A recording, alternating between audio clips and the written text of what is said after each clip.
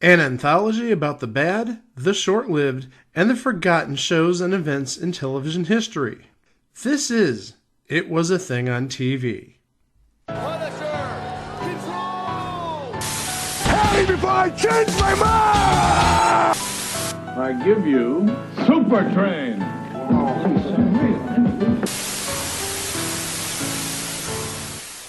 Episode 494, submission number 31. Bob. Aired on CBS from September 18th of 1992 to December 27th of 1993 for 33 episodes, 3 of which went unaired. 33 episodes is double a crock block plus 1 if you're doing the math at home.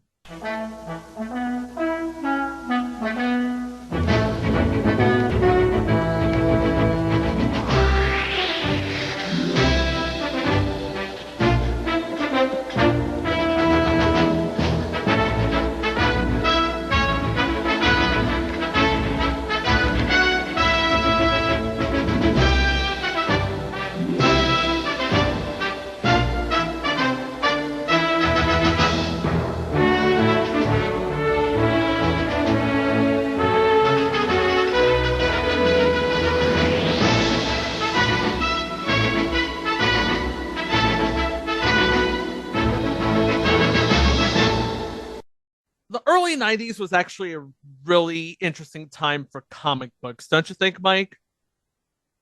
Since I know nothing about comic books, I can't answer that question. Well, this is going to be relevant to the show that you're covering because the early 90s, you're starting to see the darker, edgier, more gritty side of comic books. And that's basically what the new publisher of the comic book at the heart of this series is looking for.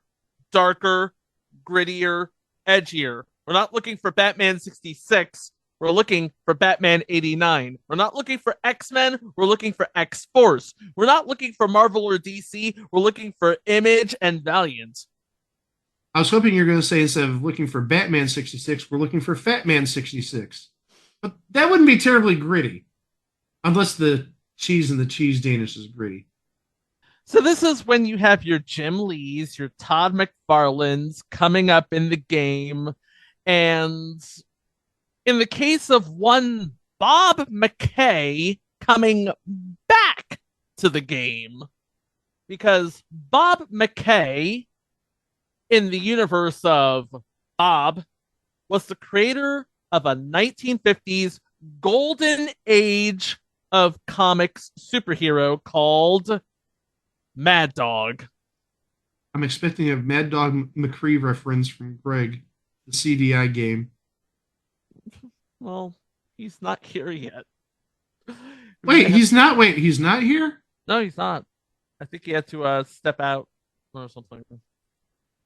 Mad Dog was billed as humanity's best friend. Oh, here he comes.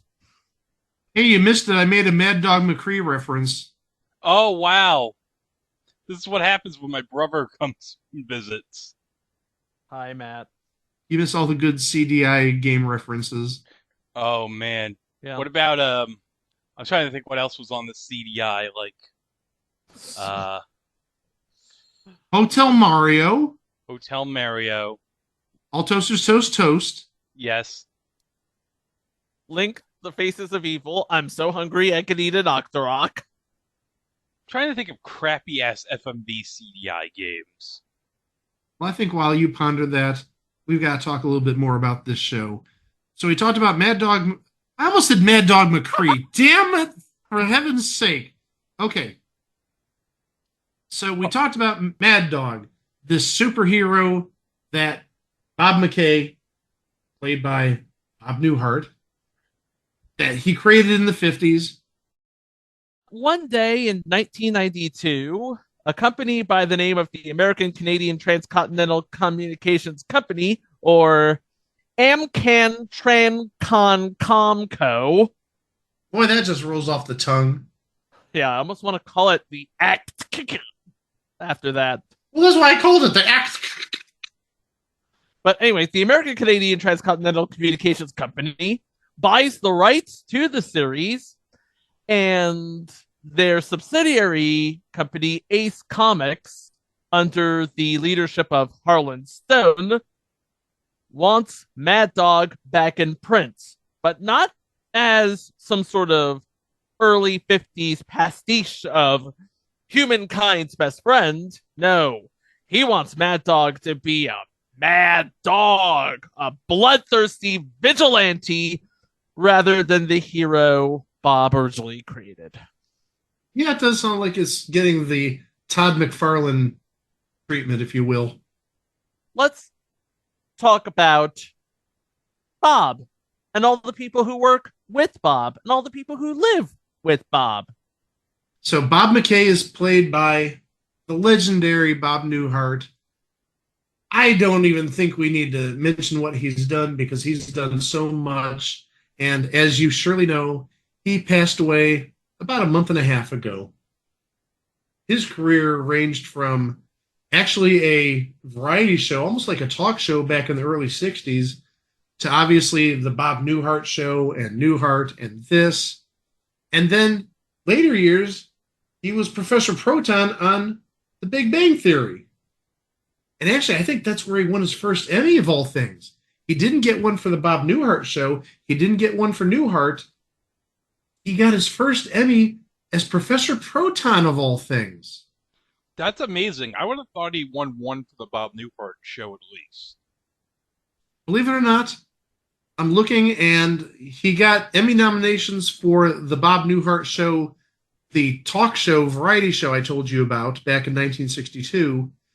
He was nominated 3 times in 85, 86, and 87 as Outstanding Lead Actor in a Comedy Series for Newhart.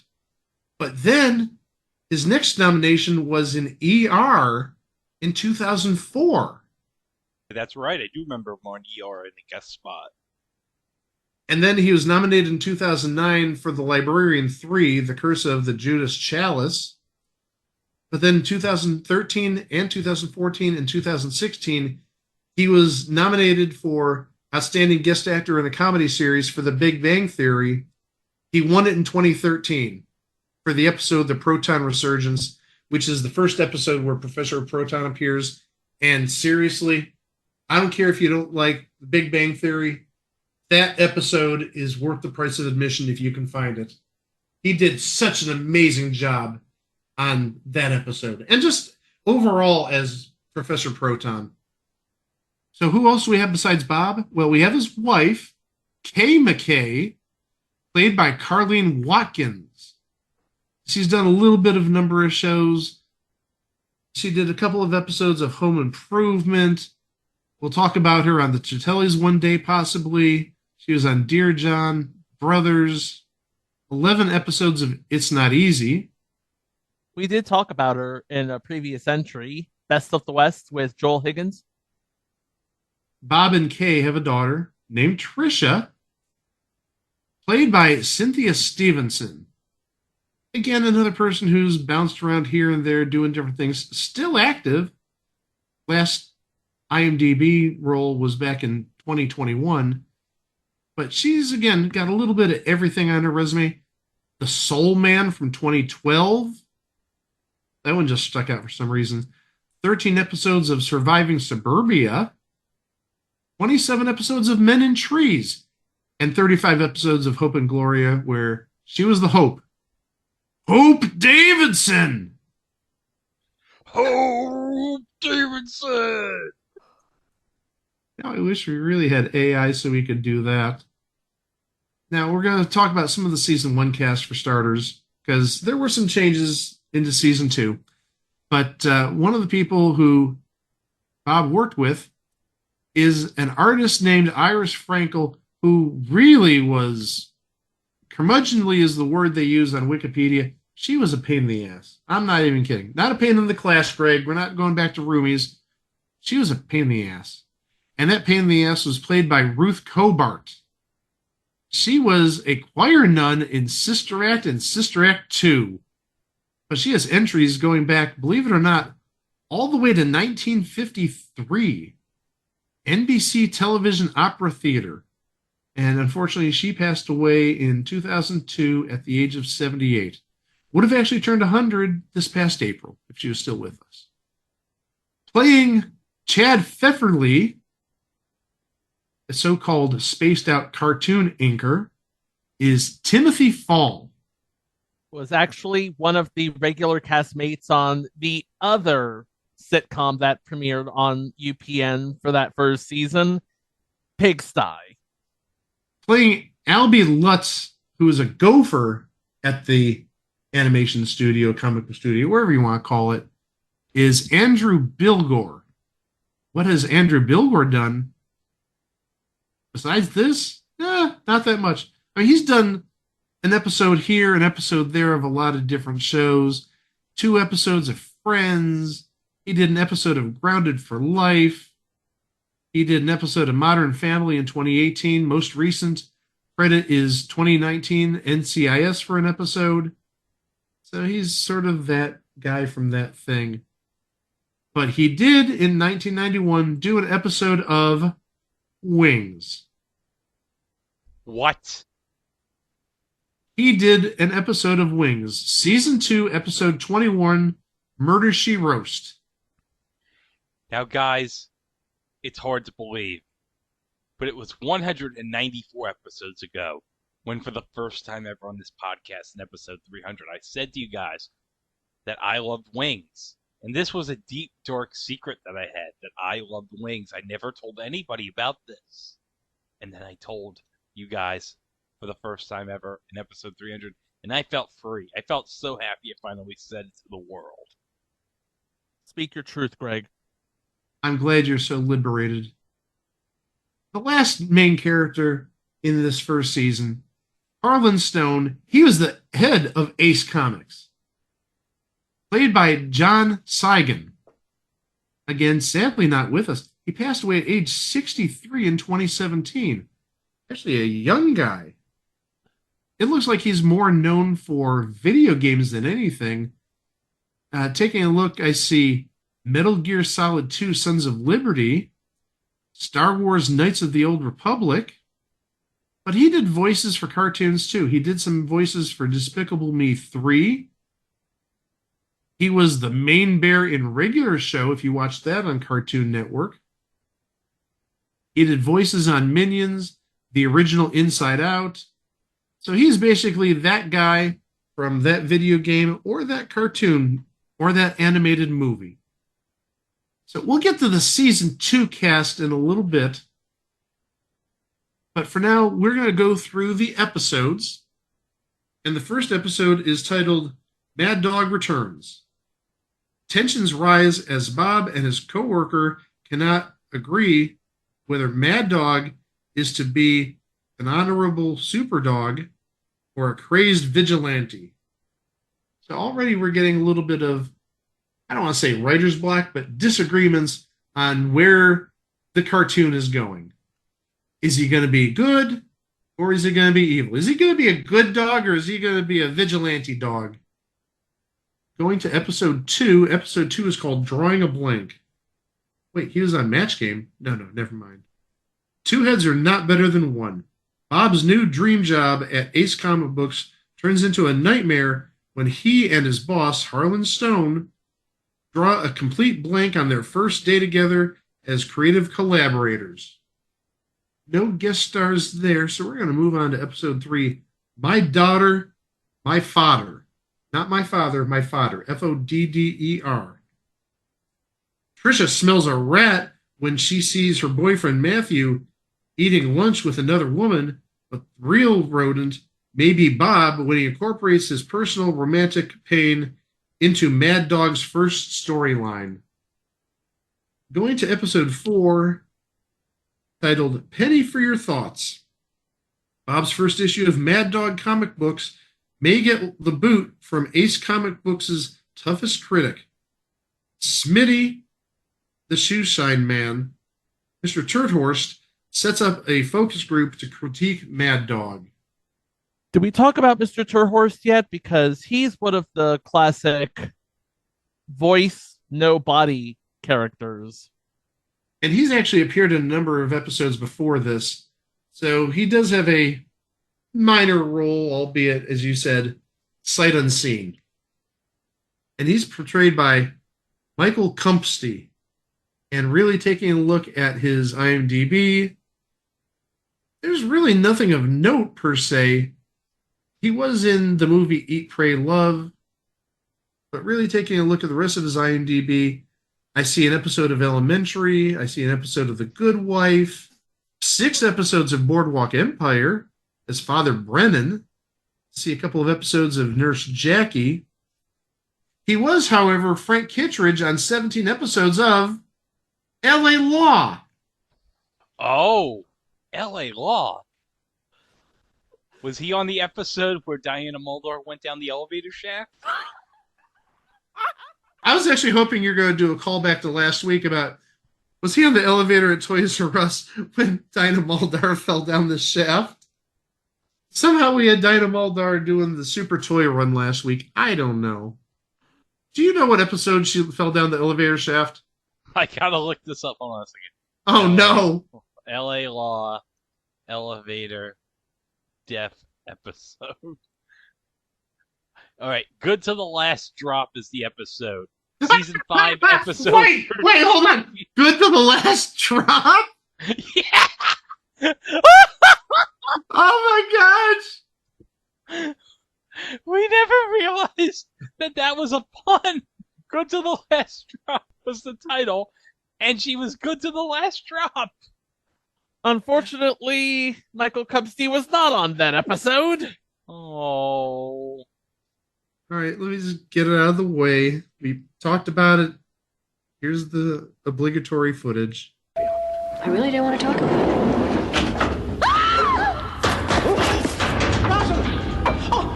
Oh my God! Definitely a Pulaski episode. Episode 5 is titled Terminate Her. Harlan hires his sexy girlfriend Shayla as the new colorist, though Bob had promised the job to Trisha.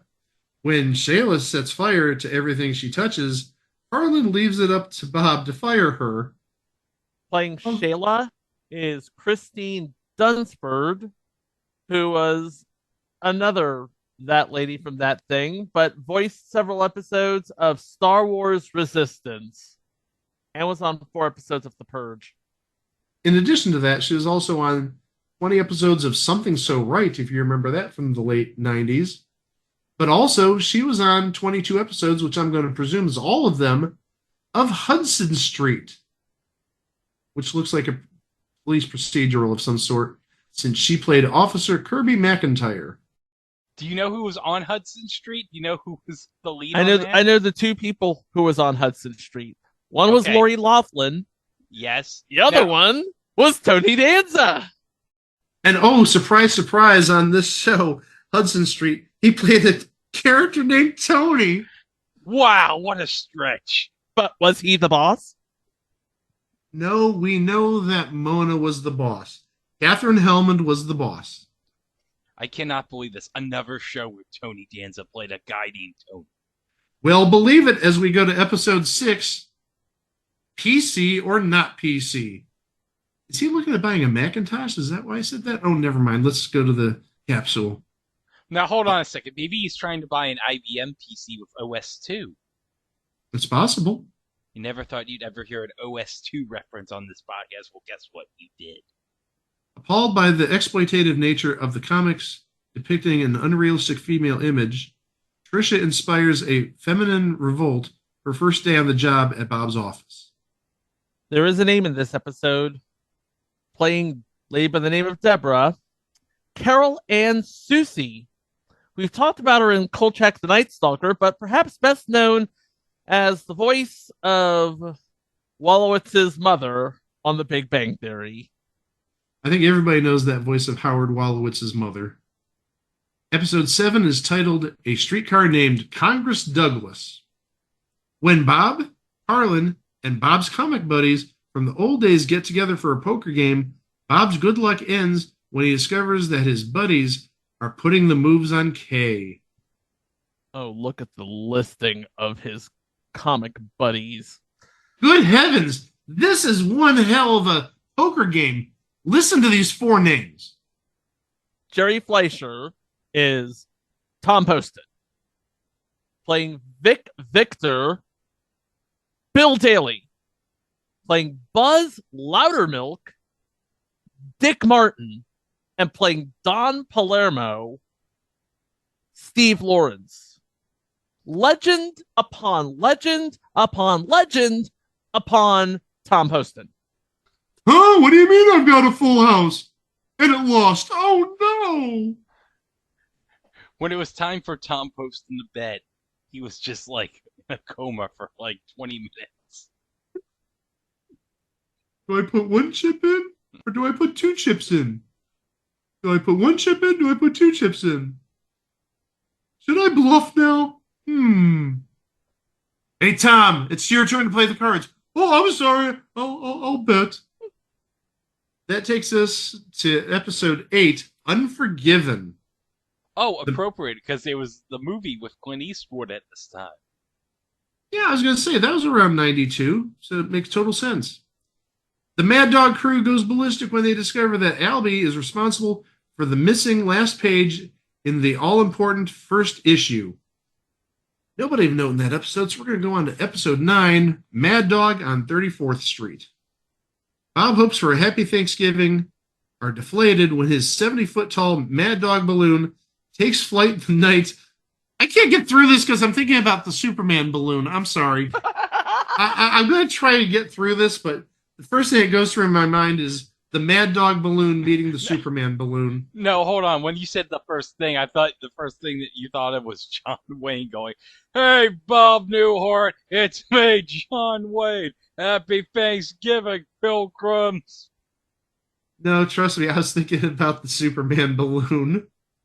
So trying this again, Bob's hopes for a happy Thanksgiving are deflated when his 70-foot-tall Mad Dog balloon takes flight the night before the Macy's Thanksgiving Day Parade. Well, at least the Mad Dog balloon wants to get moving, unlike the Superman balloon, am I right? We have a name in this episode playing Noah the cab driver, Stephen Wright. Y'all know who Stephen Wright is, comedian, very demure. And remember, we did mention him in the previous episode because he had a cameo in that one taped bit in SNL 85-86 with Roberto Benigni. Do you remember that? Okay, I think I do remember that, yes. Actually, no, I think that was the episode that was preempted by Game 6 of the 86 series, now that I remember. But still, well-known guest, especially on Letterman. I think he did Letterman quite a bit. That's going to take us to episode 10 of season 1, which is Stone in Love. When Harlan and Shayla's love-hate relationship escalates, Bob finds himself caught in the middle. No guests of note there, so we're going to go to episode 11, The Lost Episode. After Bob's original issue of Mad Dog is accidentally destroyed, Bob has a bizarre encounter with his number 1 fan. The staff gets roped in by Trisha's jump roping scheme. And actually, playing that overzealous fan, somebody that maybe you might remember from a movie back in the 70s. Bud Cort. Now, he played Malcolm Tibbetts. Bud Cort, you may remember as the Harold half of Harold and Maude. See, I remember him as John Doe Jersey in Dogma. I think it depends on your age. I remember Harold and Maude, and honestly, with all due respect to Kevin Smith, I've never been a fan of a number of his movies. But hold on a second. I don't want to spoil anything, guys. But we will talk about Kevin Smith next week. Oh! And talking about that episode that we just covered, the Lost episode, I think if you watch that, that really paints a great picture nowadays as to how, again, overzealous the fandom is nowadays in certain aspects of media, television, movies, and whatnot. I saw this episode and I'm like, yeah, this guy is similar to probably about half a dozen to a dozen people just off the top of my head. So maybe a little bit of foreshadowing to what would be on the internet in like 5 years. Just saying, that's the way I look at it. Episode 12 is titled A Christmas Story. The McKay family seeks the true meaning of Christmas after Bob is caught plagiarizing, and Tricia steals spoon from Mr. Turhorst's cutlery collection during the company's holiday party. We do have a name. Playing Taggart is Greg Berger. What hasn't he done? He was Orson in Garfield and Friends U.S. Acres. He was Eeyore. He was Grimlock.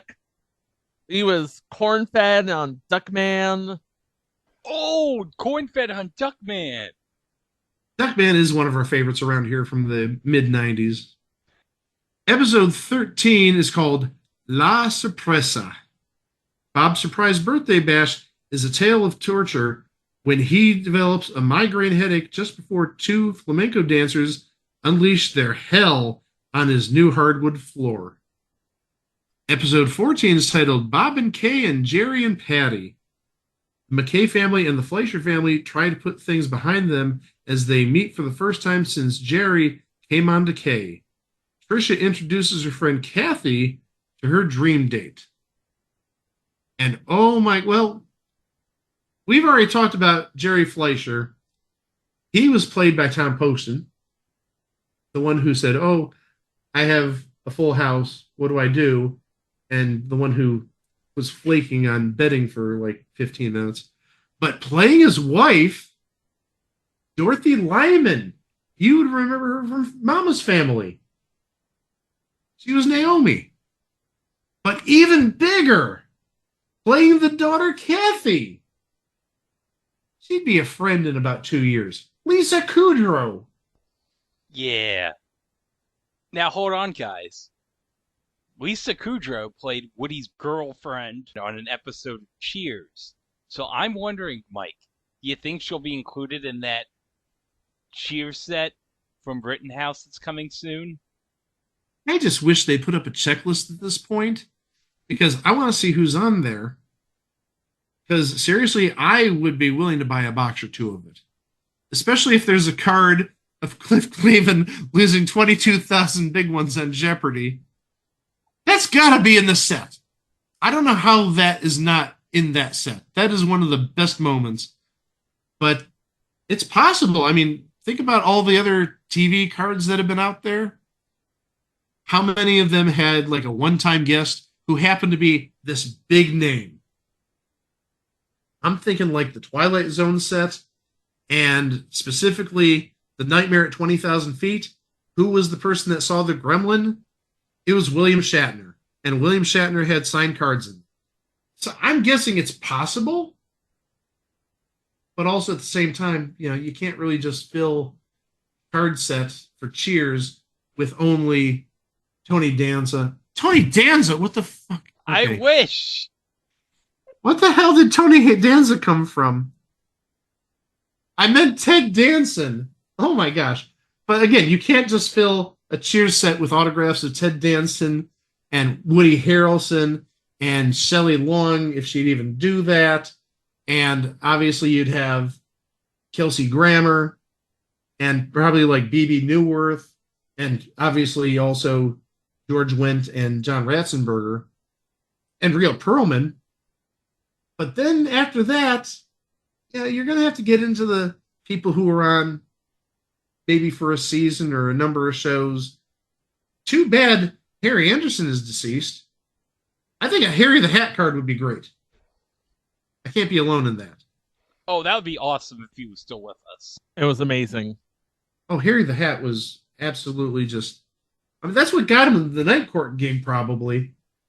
But, I'll wait for a checklist to see who's going to be out there. I'm guessing, again, it's going to be like every other series where, yeah, you have your stars, and then you have like your big guests, and then, with all due respect to Norman Lloyd, he makes an appearance on Star Trek Next Generation, and he's got an autograph card there. Oh, by the way, I just picked that up over the last week. And it's beautiful, isn't it? It is a gorgeous card. And if it wasn't a gorgeous card, you know what I'd say? I'd say that the title to episode 15, You Can't Win.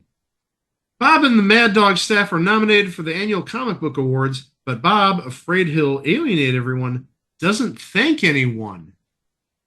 We have a whole lot of comic book legends at this awards ceremony, and they're all playing themselves. Sergio Aragones, who we're actually going to talk about next week. Mel Kiefer, Jack Kirby. Oh, Jack Kirby. The legend. The man who basically is responsible to Stan Lee for mostly everything Marvel. I'm talking about Captain America, the Fantastic Four, you name it.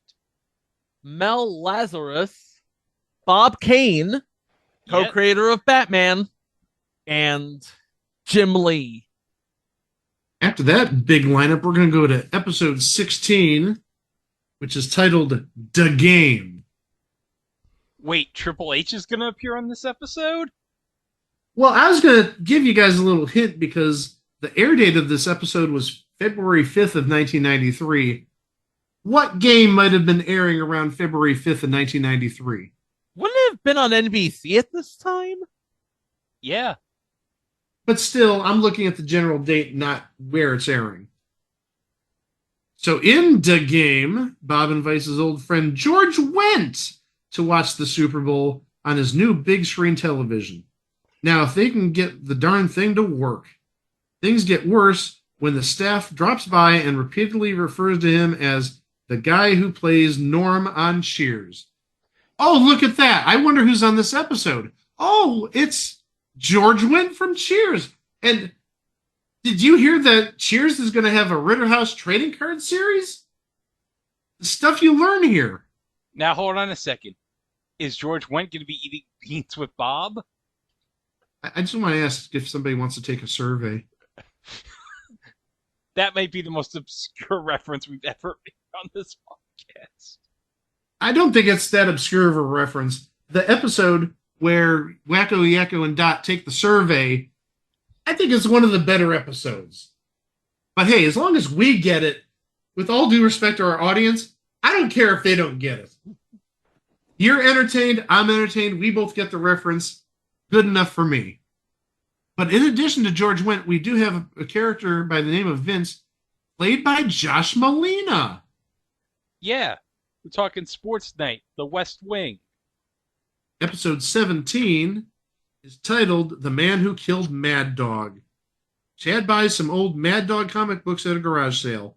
Their original owner was chairman of a Senate subcommittee on the demoralization of comic books who had grilled Bob years earlier before the committee. Bob decides to pay the senator a visit. The senator, Senator Wilkinson, was played by Ray Reinhardt, who played a judge in The Hunt for Red October and an alien on Star Trek Voyager. Episode 18 is titled The Phantom of Amcan Trancon Comco. I did that in one take. I'll even do it again. The Phantom of Amcan Trancon Com... That didn't take one take. The Phantom of Amcan Trancon Comco. Say that 5 times fast. Trish is on the rebound after being dumped by her boyfriend Matthew. Can she find true romance with the mysterious Mr. Turhorst, Bob's boss? Does this mean we're going to see him? Probably not. Let's go take us to episode 19. The Man Who Broke the Bank at Our Lady of Constant Sorrow. Bob gets tricked into a church fundraiser at Our Lady of Constant Sorrow. Things go awry when Bob arranges a casino night.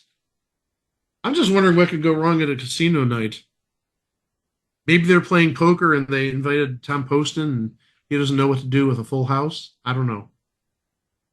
Episode 20 is I'm Getting Remarried in the Morning. Tricia plans a 25th anniversary celebration for her parents. But things turn sour when she wakes up too late. The McKays get robbed on their way to Wisconsin. And actually, all the big stars that we talked about earlier return for this episode. We've got Bill Daly back as Vic Victor. We've got Steve Lawrence back as Don Palermo. We've got Dick Martin back as Buzz Loudermilk. Tom Poston's back as Jerry Fleischer, as is Dorothy Lyman as Patty Fleischer. You can't say this show failed because they weren't getting guest stars. Episode 21 is Tell Them Willie Mammoth is Here. Bob is honored when asked to develop a new comic for a popular kids show, unaware that he's the only one who would do it. Meanwhile, Trisha moves in with Kathy. Then Albie moves in with the two girls and almost drives Trisha out. And again, Kathy Fleischer is in this episode, played by Lisa Kudrow. Episode 22 is Death of an Underwear Salesman. After breaking Bob's hand in a strange accident, underwear salesman Buzz Loudermilk lands a new job as a Mad Dog comic book artist. Wait a second. Dick Martin is an underwear salesman? Okay. Episode 23 is The Entertainer. Trisha and her roommate Kathy throw a dinner party to try and impress her new boyfriend, but the party turns into a disaster after Bob discovers glass in the chicken marsala. Again, in this episode, we have Tom Poston returning as Jerry Fleischer, we have Dorothy Lyman returning as Patty Fleischer, and Lisa Kudrow returns as Kathy Fleischer. That's going to take us to episode 24, titled Neighborhood Watch. Bob and Kay's new neighbors are delightful, kind, and generous. The problem is that Mert Zucker works out in the nude every night, and Bob can see him through his bedroom window. Trisha learns improv with hilarious results. Playing our nude exercising neighbor is Mike Starr. He's done a lot of movies. I don't see anything he'd be really well known for, but IMDb has him as an actor in over 250 different titles. That's going to take us to the final episode of Season 1, Episode 25, which is oh where has my Mad Dog gone? Bob Harlan and the rest of the Mad Dog team find themselves out of work after their company is suddenly bought out by a ruthless millionaire. Now, hold on, Mike. I forgot to mention one thing. Mike Starr was in Dumb and Dumber. He was one of the two people. Remember Chico with Karen Duffy? Yep. Yeah. He was the one who ate it with the rat poison, with the pills. But remember, pills are good. Pills are good. I'm going to assume this guy is the millionaire in question. Buck Sykes, played by Michael Fairman. He was on Cagney and Lacey. He played Inspector Nellman on 18 episodes. So that's season 1. Bob was fortunate enough to get a season 2, but there were some changes afoot with season 2. First and foremost, Bob had a new boss. Her name is Sylvia Schmidt, and she is played by the legendary Betty White. Her son and vice president of sales for the company is Pete Schmidt, played by Jerry Burns. And you'd know him pretty well from shows like Dear John, and he was on Angie Tribeca. Very well-known actor. And again, if you saw the face, you'd be like, I know exactly who he is. May not recognize the name, but once you see the face, you know exactly who he is. We have Whitey Vanderbunt, who is a dim-witted member of the production team who's a fan of Bob's work, and he is played by Eric Allen Kramer. So, Chico, who is Eric Allen Kramer? He played roles on Lodge 49, Good Luck Charlie, The Hughleys. However, we have talked about him on this podcast before. He is the first actor to play Thor. Or didn't we talk about him in the Return of the Incredible Hulk? That's where he played Thor. Yeah, that's right. We talked about him in that. So, he walked so Chris Hemsworth could run. Oh, hold on. Chico, I have to say it. Hashtag, why was Thor crying? Maybe we'll find out, but unfortunately, it'll have to remain a secret. There might be some wars starting with that. Another new character in the second season is Chris Zielinski, who's a bookkeeper. And that character is played by Megan Cavanaugh. She is the voice of Judy Neutron in Jimmy Neutron Boy Genius. She also portrayed Marla Hooch in A League of Their Own. Yeah, that's right. I do want to add one more thing for her. She played Trudy McHale in the last season of Home Improvement. Trudy McHale married Al Borland in the series finale. Oh. Do you want to think they tripled the wedding vows?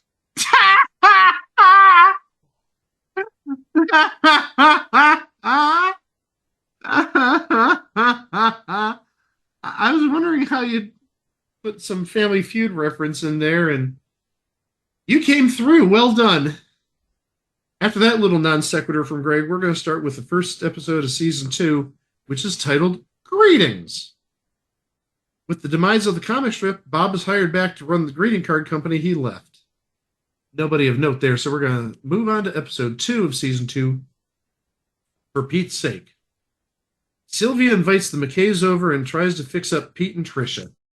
We have a name in this episode. Playing a character by the name of Boxcar, Kevin Michael Richardson. He's one of those voices that you hear all over the place. He is best known for playing Junior in the Cleveland show. And we talked about him as Vashti on previous entry Homeboys in Outer Space. Which, as Greg declared, I believe last week, one of the better episodes we've done. Hashtag Space Hoopty. Now, I'm going to be serious here. Why isn't this rerunning on one of those digital channels? Come on. Oh, we know Tubi will air any old thing. Episode 3 of season 2 is Whose Card Is It Anyway? Pete wants to be an artist instead of a salesman, so he steals Trish's idea and tells Bob it's his own. Bob pet sits Sylvia's depressed dog. A name in this episode playing a guy by the name of Carl is Paul Wilson, who you'd best remember as a recurring character on It's Gary Shandling's show. With all due respect to the Wayans brothers, I'm sorry, Greg. It's Gary Shandling's show had one of the best theme songs in TV history. I'm not going to disagree. But also you're not going to agree, so we'll just move on to episode 4, which is Speechless in Chicago. Host Bob has trouble writing a speech for an awards ceremony. Meanwhile, Sylvia isn't sure about attending because her ex-husband might be at the gala event. Episode 5 is titled Kiss and Sell. Bob and Pete go on a sales trip. Bob spends the entire evening dodging the sexual advances of his potential client, Joyce Leona Curtis. Played by Joyce Van Patten. She is related to Dick Van Patten. She is his younger sister. Episode 6 is titled Michiana Moon. Pete fixes up Sylvia with Bob's friend, Uncle Buzz, who is a notorious ladies' man. And of course, when we're talking about Uncle Buzz, we're talking about Buzz Loudermilk, who is Dick Martin. Michiana Moon is the first of 3 unaired episodes. The second unaired episode is titled Have Yourself a Merry Little Christmas. Bob and Pete go with Whitey to negotiate the price of an engagement ring. Afterwards, Whitey loses the ring among Christmas presents for orphans. This was done like 6 years later on Family Guy, where Peter Griffin took the gifts to the orphanage, but he was only supposed to give them one gift, and he gave them all the gifts. Just saying, it's been done. Boxcar returns in this episode, so you do have another appearance of Kevin Michael Richardson. And then the final episode, the third unaired episode, is Better to Have Loved and Flossed. The dental hygienist who ran off with Sylvia's husband returns to town, and Sylvia decides to confront her. Tricia plans a baby shower for Chris. We got 2 names in this episode. Playing Tammy. Tammy may be the person who's running off with Sylvia's husband. Played by Beverly Leach, who you might remember from MathNet back in the day. We talked about her in the past. And another very familiar name in the Bob Newhart universe, playing Jerry Robinson, is Peter Bonners. He's reprising his role as the dentist from the Bob Newhart Show. Well, that is the series. I gotta tell you, I did see a number of the episodes, and one thing that stood out to me is it didn't have the chemistry that the Bob Newhart Show had, nor did it have the chemistry that Newhart had. I mean, you had great chemistry between, again, Peter Bonners and you had Marcia Wallace, and you had Jack Riley, Suzanne Plachette. They worked really well. Newhart, obviously, you had Tom Poston, and you had Peter Scolari, and Julia Duffy, and Larry Darrell and Darrell, and that just was absolutely beautiful. I didn't see that chemistry in this show. Maybe that's why I got revamped after season 1 with basically a whole new cast. It just didn't work for me. And as I mentioned earlier, some of the characters were a little caustic, if you will.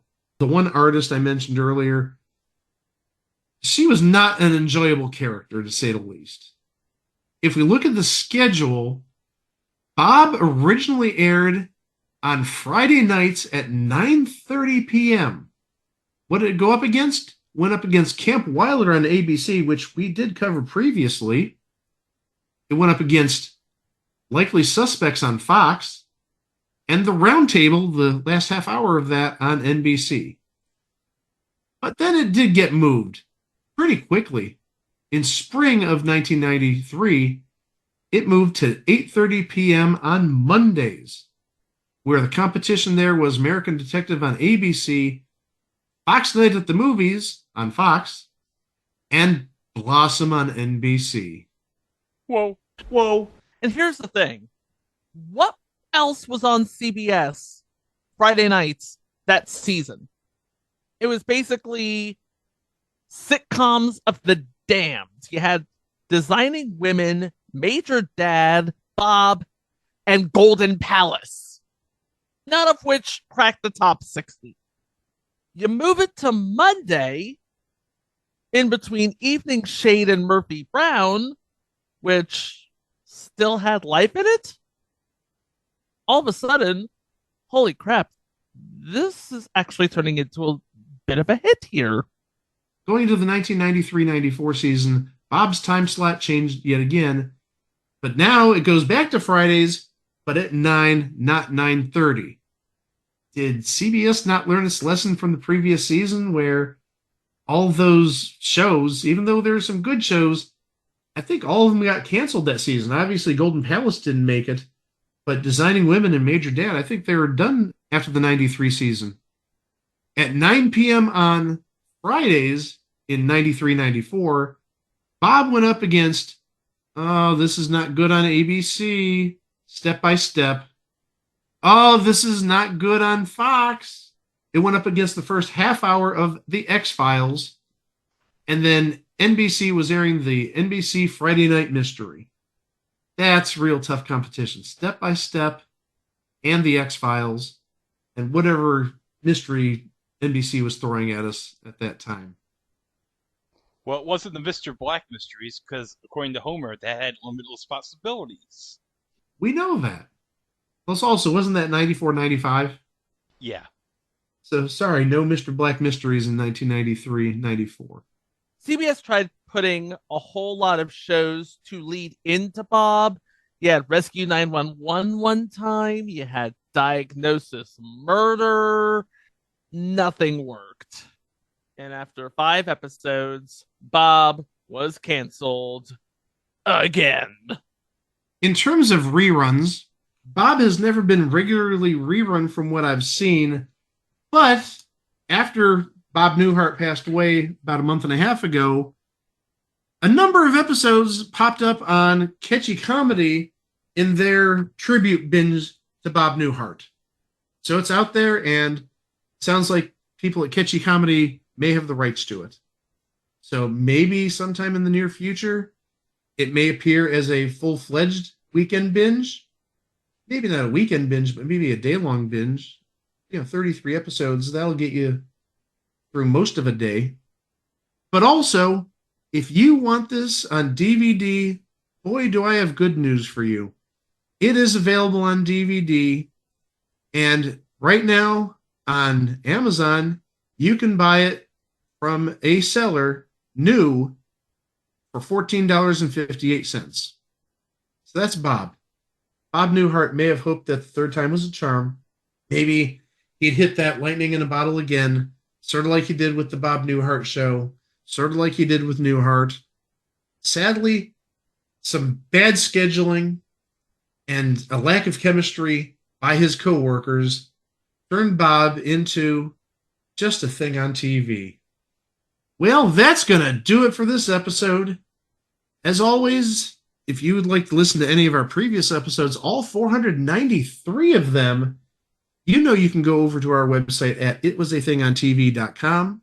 And in addition to those 493 previous episodes, we have live episodes, we have instant reactions, delayed reactions, extended versions. We got a lot of stuff there. But also remember, on social media, we are at It Was a Thing on TV, most every place. We'll go to X or Twitter, wherever they're calling it this week. But if you go to Instagram or Threads, you can find us there. And Facebook, you have to go to It Was a Thing on TV podcast. And if you want to find us on Mastodon, you need to search for us at It Was a Thing on TV at tvwatch.party. And of course, every Friday, our episodes from this week are featured on the Place B Nation Pop Experience on Fridays. If you want to listen to the whole omnibus episode for the week there. You called it an omnibus episode? Oh, yeah. I think Ken might have a copyright on that. I was just going to mention that. But also remember, you can subscribe to the podcast on any podcast player like Apple Podcasts, TuneIn Radio, iHeartRadio, Audible, Podbean, independent podcast players. We're everywhere. But also, please don't forget that we are also on YouTube. And please like and subscribe to our channel and hit that notification bell to stay informed of all future uploads on the channel, including what's coming up next week. Next week, we've already referred to one of the episodes earlier this episode, actually. Greg made a little reference, and yeah, we're going to talk about that next week. We'll get to that in a second. But first, just within the last 3 months or so, a series which has not seen the light of day ended up on YouTube. A revival of a popular show from about 4 or 5 years prior. Well, that's when it ended, but it started about a decade before. So NBC decided to air 6 special installments of this. It wasn't a regular series. It was a special put in at different dates. But they tried reviving this property, and obviously it didn't work. 6 episodes. But also, we did get an absolute superstar out of this show. But also, at the same time, the person who did this show got sued and lost millions of dollars because he didn't have all the rights to the show. Talk about that next week. But also, and Greg has been anticipating this one for a very long... Oh, geez. I just summoned John Davidson. A very long time. If you're watching us for the first time, maybe you don't know, this is our very first show, but we plan to be here for a very long time. But yeah, Greg has been waiting to talk about this next show for quite some time. Back in 2000, there was an animated version of a very popular, I don't want to say cult movie, but yeah, I'll call it a cult movie. Didn't last very long, but Greg has been clamoring for years for a certain audio bite of a certain TV host saying, "Stay tuned for this show." And he got it. And I think that was sort of the impetus of putting this show on the schedule. Greg found his, I don't want to call it a holy grail clip, but he found this clip, and that sort of got the ball rolling on us doing this show. So we've got a revival coming up next week. And we've got this animated series coming up next week right here at It Was a Thing on TV. Thank you so much for listening. Stay safe. Be kind to each other. And please return on Monday for that new episode. Wow! Oh, you know, I didn't mention when we were talking about the Lost episode where the comic book got destroyed. It actually got destroyed in a fire on a stovetop. The reason that they were looking at that issue of the comic book was because there was a debate about one character's name. Somebody said it was Blackie, but another person, and I'm not joking about this, and this is not a callback to Match Game Hollywood Squares Hour, but the other person said the character's name was Butchie! Oh, dear God, Butchie! He really did say Butchie on the show. That came directly from the DVD. So that's not a callback to Vic Dunlop and Butch Hartman on Match Game Hollywood Squares Hour. Joe, how much time before the next sketch? You've got a couple of minutes. I'll come and get you. Great. Show's cooking, Bob. Oh, thank you, Michael. Come on. Say it. Hey, good show, Bob. Thank you. Come on, what's wrong with these people? Come on. Hi, Norm. Hi, Bob. Yes! Hey, Bob, have a good show, man. Thank you. Hey, Bob. Hi, Bob. Hi, Bob.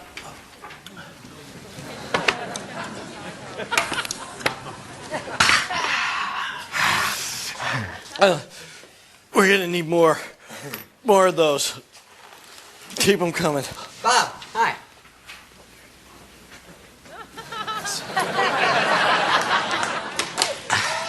Hi, Bob.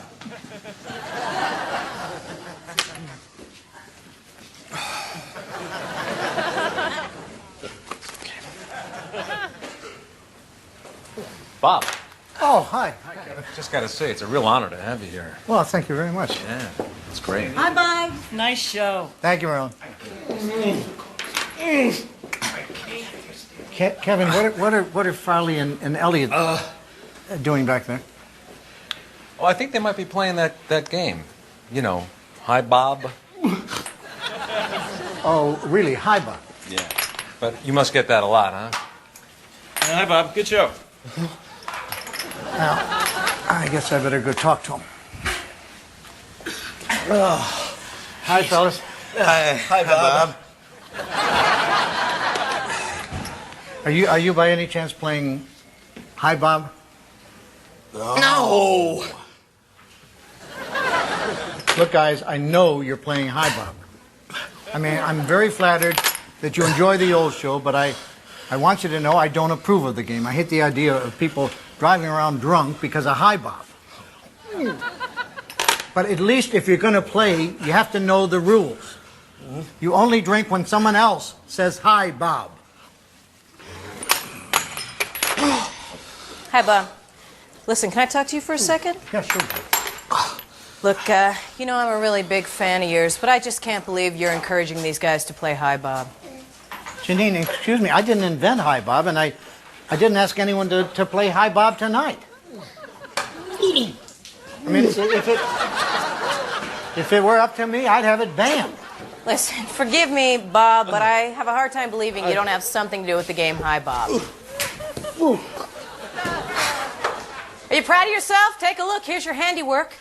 You know, if people at home were playing this, it would have done like 24 shots by now. Oh,